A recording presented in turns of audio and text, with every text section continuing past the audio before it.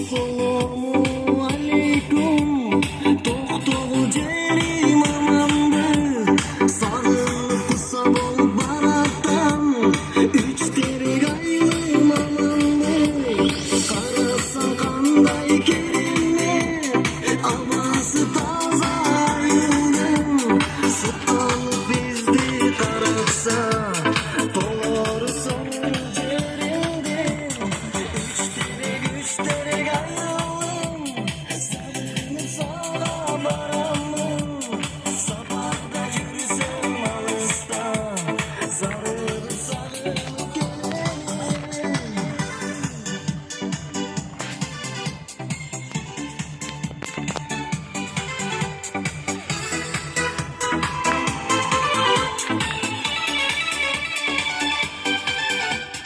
Köçesin boylu baratsam,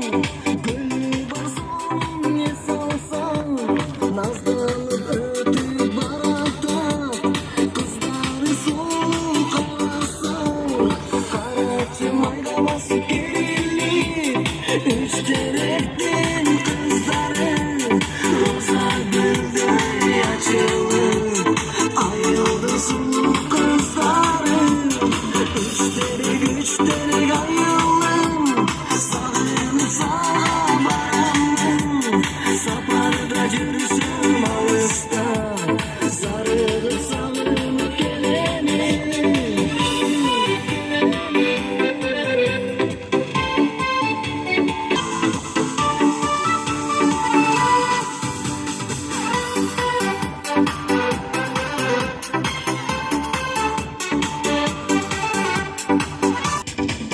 Gerek degen atı var,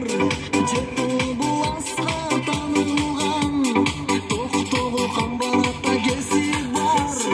Qirg'izistonga tanilgan, qarasan qanday kerak,